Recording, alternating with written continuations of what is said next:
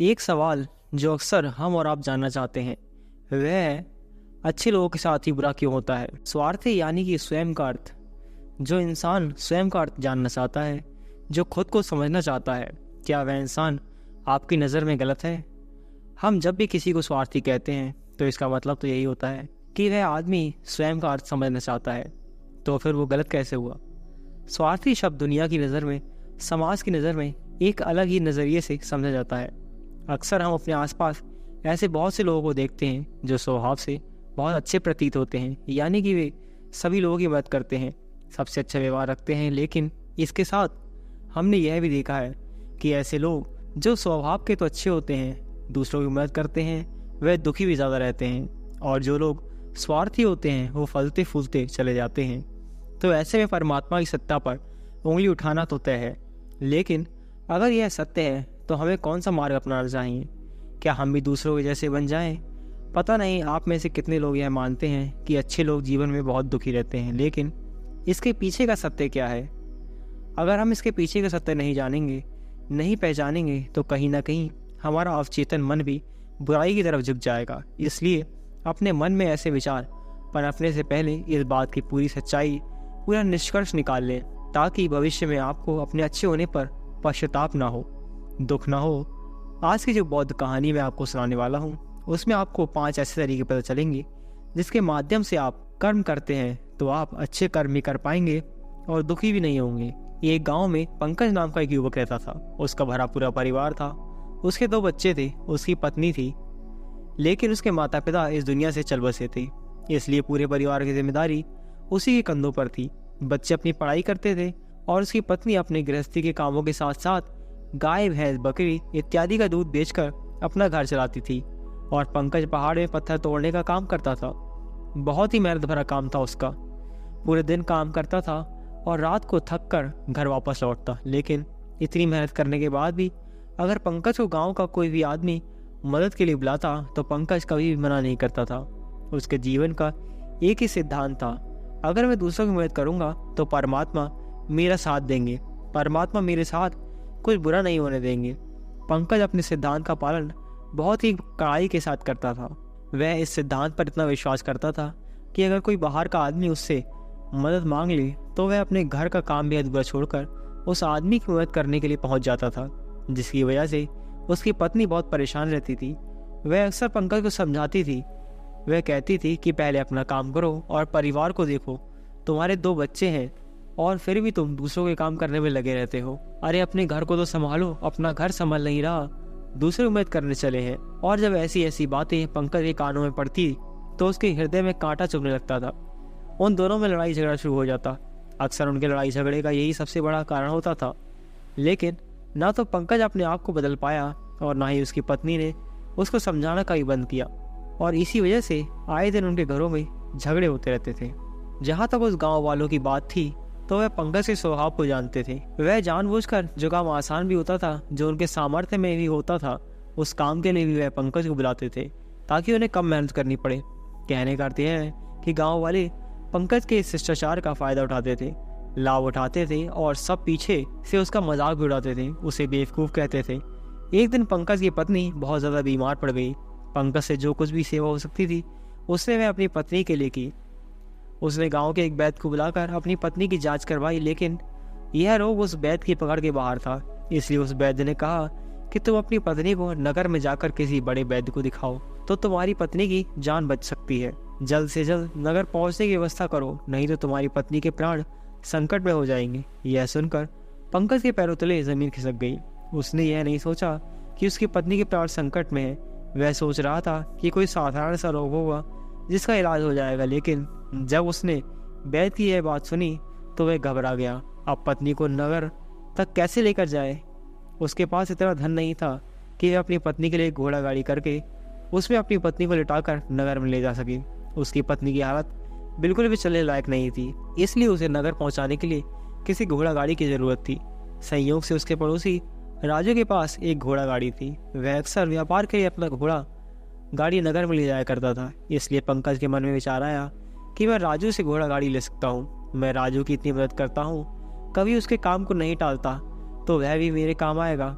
यही सोचकर वह घोड़ा गाड़ी लेने के लिए राजू के पास पहुंच जाता है, लेकिन राजू भी बहुत चालाक इंसान था। वो बिना किराए के अपनी घोड़ा गाड़ी अपने सगे संबंधियों को भी नहीं देता था, तो पंकज तो बहुत दूर की बात रही। जब पंकज ने उसे घोड़ा गाड़ी के बारे में पूछा तो उसने यह कहकर टाल दिया कि मेरे घोड़े बहुत ज़्यादा बीमार हैं, वे शायद बच भी नहीं पाएंगे। 5 दिनों से वे कुछ भी नहीं खा रहे हैं। ऐसे में बेचारा घोड़ा गाड़ी कैसे लेकर नगर जाएगा। हाँ, अगर तुम कुछ धन की व्यवस्था कर सकते हो तो मैं अपने मित्र की एक घोड़ा गाड़ी तुम्हारे लिए मंगवा सकता हूँ। यह सुनकर पंकज परेशान और चिंतित हो गया, क्योंकि उसके पास धन तो था ही नहीं। इसका मतलब उसकी पत्नी बड़े नगर में वैद्य के पास इलाज के लिए पहुंच नहीं पाएगी। उलझन भरे हुए विचार लिए पंकज वापस अपने घर आ रहा था। उसने एक दिल दहला देने वाला दृश्य देखा। उसने देखा कि राजू के घोड़े, जो राजू के कहने के अनुसार बीमार थे और कुछ खा भी नहीं रहे थे, वही घोड़े गांव का ही एक युवक उसकी बाड़ से खोलकर बाहर ला रहा था और गाड़ी में उसको जोत रहा था। यह देखकर पहले तो पंकज को कुछ समझ नहीं आया। उसके बाद जब पंकज ने उस युवक से पूछा तो उसने बताया कि राजू ने यह घोड़ा गाड़ी उसे किराए पर दी है। यह सुनकर पंकज का दिल टूट गया। उसने कभी सपने में भी नहीं सोचा था कि उसका सबसे अच्छा मित्र राजू उसके साथ ऐसा कर सकता है। हालांकि यह इस बात पर दुखी होने का वक्त नहीं था, इसलिए पंकज वहाँ से जल्दी लौट जाता है और गांव के ही एक सेठ के पास जाकर कुछ धन उधार लेकर राजू को दे देता है। राजू अपने मित्र पंकज की पत्नी को वैद्य के पास नगर में ले जाता है।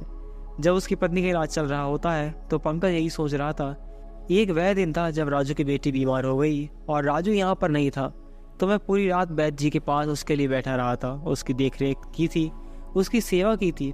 कितने दिनों तक राजू नहीं आया, तब मैं उसके परिवार की देखरेख किया करता था। हाँ, एक ऐसा दुर्भाग्य यह है जिसके लिए मैंने इतना कुछ किया, उसने एक घोड़ा गाड़ी देने से मुझे मना कर दिया, और वह भी तब जब मेरी पत्नी जिंदगी और मौत के साथ खेल रही थी। कुछ देर बाद वैद्य बाहर आकर पंकज को एक बहुत बुरी खबर बताते हैं। वह पंकज को बताते हैं कि उसकी पत्नी को कैंसर रोग हो चुका है और इसका कोई भी इलाज नहीं है। उसके पास कुछ समय ही शेष बचा है। यह सुनकर पंकज बहुत दुखी होकर वही ज़मीन पर बैठ गया और उसकी पूरी दुनिया उजड़ने वाली थी। उसे कोई रास्ता नजर नहीं आ रहा था। कुछ समय बाद उसकी पत्नी का निधन हो गया। वह चल बसी थी। अब दोनों बच्चों की जिम्मेदारी उसके कंधों पर आ गई थी। लेकिन यहाँ पर पंकज के सारे सिद्धांत टूट चुके थे। उसके सारे भ्रम खत्म हो चुके थे। अब उसके दिमाग में एक ही बात थी कि अच्छा कर्म करने से परमात्मा साथ नहीं देता, बल्कि बुरे लोग फलते फूलते हैं, और इस बात का मैं सबसे बड़ा गवाह हूँ। यह विचार अक्सर उसके दिमाग में चलते रहते थे। इसी वजह से उसका मन धीरे धीरे संन्यास्त हो चुका था, देश दुनिया से दूर हट चुका था। और एक दिन ऐसा भी आया जब वह अपने बच्चों को अपने रिश्तेदारों के पास छोड़कर इस देश दुनिया को त्याग कर एक सन्यासी बनने के लिए घर से निकल पड़ा। उसने गांव में किसी को कुछ नहीं बताया। किसी को नहीं पता था कि पंकज अचानक कहाँ गायब हो गया। सन्यास की दीक्षा लेने के लिए वह एक बौद्ध भिक्षु के पास पहुंचता है। बौद्ध भिक्षु उस समय ध्यान में बैठे हुए थे। ध्यान से बाहर आने के बाद वह बड़े ध्यान से पंकज के चेहरे को देखते हैं और उससे सन्यासी बनने का कारण पूछते हैं। इस पर पंकज उन्हें अपनी पूरी आप बीती बताता है और कहता है कि हे महात्मा, इस दुनिया में मुझे कुछ भी हासिल नहीं हुआ। मेरा मन इस दुनिया से विरक्त हो चुका है। जब अपने दोस्तों ने ही मेरा साथ नहीं दिया तो इस दुनिया में रहने का क्या मतलब, और इसी वजह से मैं सन्यासी बनना चाहता हूँ। यह सुनने के बाद बौद्ध भिक्षु ने उपदेश देना शुरू किया।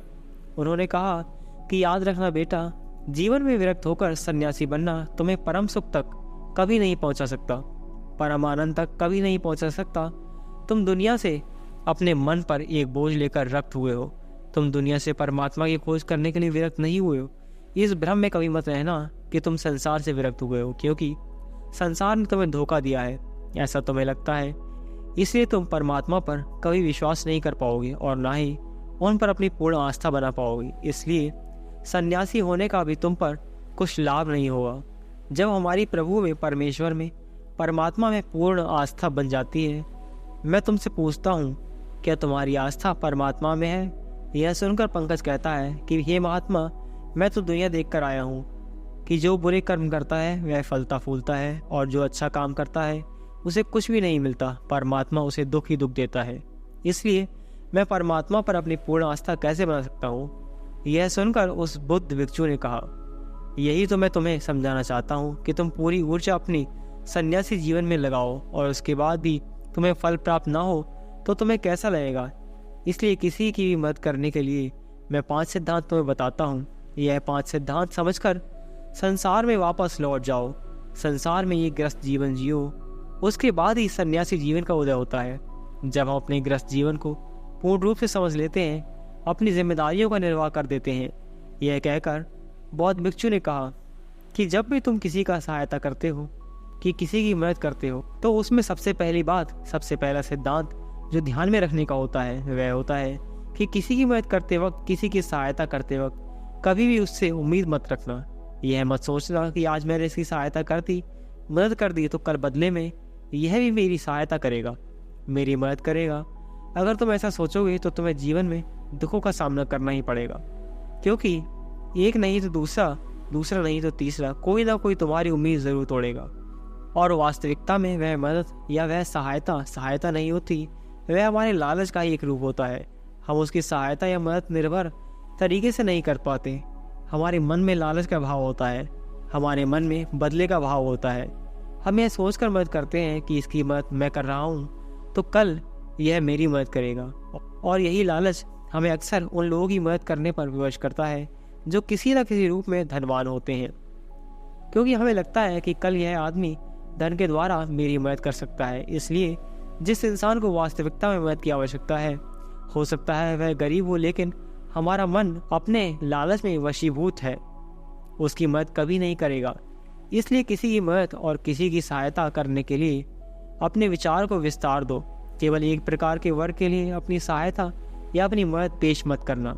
मदद सबके लिए समान होनी चाहिए। ज़रा सोचो, एक तरफ तुम्हारा मित्र जिसके पास धन है, पदा है, दूसरी तरफ कोई गरीब औरत जो भूखी बैठी है। तुम्हारा दोस्त तुमसे कहता है कि यार आज तो खाने के लिए अच्छे अच्छे पकवान मंगवा लो बाजार से, और दूसरी तरफ वो औरत तुमसे 2 सूखी रोटी मांग रही है, तो तुम किसकी मदद करोगे? कौन मदद का हकदार है? सबसे पहले हमारा कर्तव्य बनता है कि उस औरत की भूख मिटाएं, लेकिन अक्सर इंसान ऐसा नहीं सोचता। वो अपने दोस्त को तो खिला देगा, उसको तो बाजार से बहुत महंगी वस्तु मंगा कर दे देगा, लेकिन किसी गरीब को उसकी भूख मिटाने के लिए पैसा या धन नहीं देगा।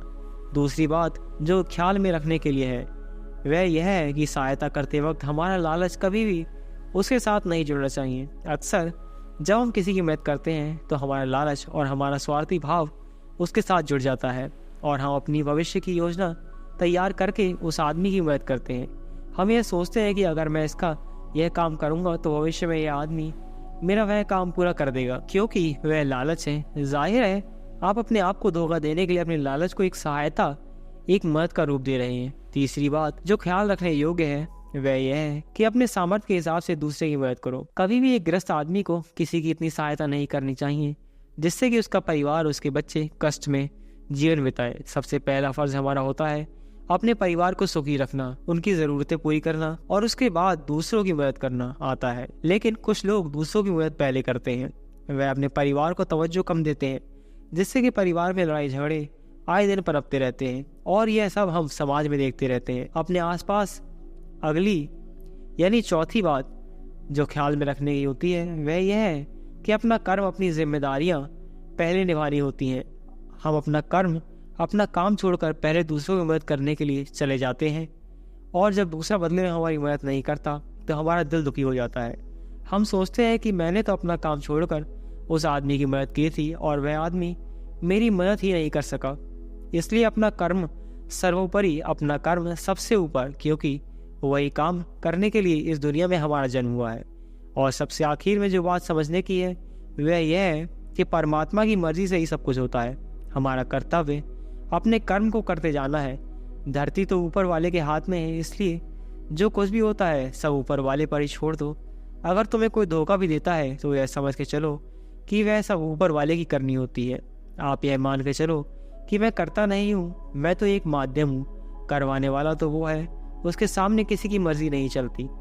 जब वह आस्था, विश्वास हमारे मन में पनप लगता है तो हमारी सारी शिकायतें दूर हो जाती हैं, क्योंकि इस दुनिया में जो भी होता है अच्छे के लिए होता है, जो भी हो रहा है अच्छे के लिए हो रहा है, और जो भी होगा अच्छा ही होगा। चाहे हमारी बुद्धि आज वर्तमान में इस सिद्धांत को ना समझ पाए, लेकिन जीवन में कभी ना कभी किसी न किसी मोड़ पर आपको जरूर यह एहसास होगा कि जो हुआ वह अच्छे के लिए हुआ था। इसलिए सारी शिकायतें दूर कर दो, बस अपना कर्म करते जाओ, अपने ग्रस्त जीवन को पूर्ण रूप से जी लो, और उसके बाद ही सन्यासी जीवन की नींव रखो। इसके बाद बौद्ध भिक्षु ने पंकज को कहा कि वापस अपने गांव लौट जाओ, अपनी बेटियों को वापस लेकर उन्हें पालो पोसो, अपने बच्चों को वापस लेकर आओ, दूसरी शादी कर लो, लेकिन बच्चों का पालन पोषण अच्छे तरीके से करो। यह सुनकर पंकज अपने बच्चों के साथ अपने गांव में वापस लौट जाता है। गांव में किसी को खबर नहीं थी कि पंकज कहाँ गया हुआ था, वह क्या ज्ञान लेकर वापस लौटा है। लेकिन अगले दिन सुबह सुबह गांव वालों ने पंकज के चेहरे पर एक अलग ही चमक, एक अलग ही आभा पाई। तो दोस्तों, यही थी आज की बौद्ध कहानी। तो आपको ये कहानी कैसी लगी? कहानी पसंद आई हो तो वीडियो को लाइक करें, शेयर करें, कमेंट करें और चैनल को सब्सक्राइब करें ऐसी ही रोमांचक और मोटिवेशनल बौद्ध कहानियों के लिए। तो चलिए मिलते हैं अगली कहानी में, तब तक के लिए नमो बुद्धाय।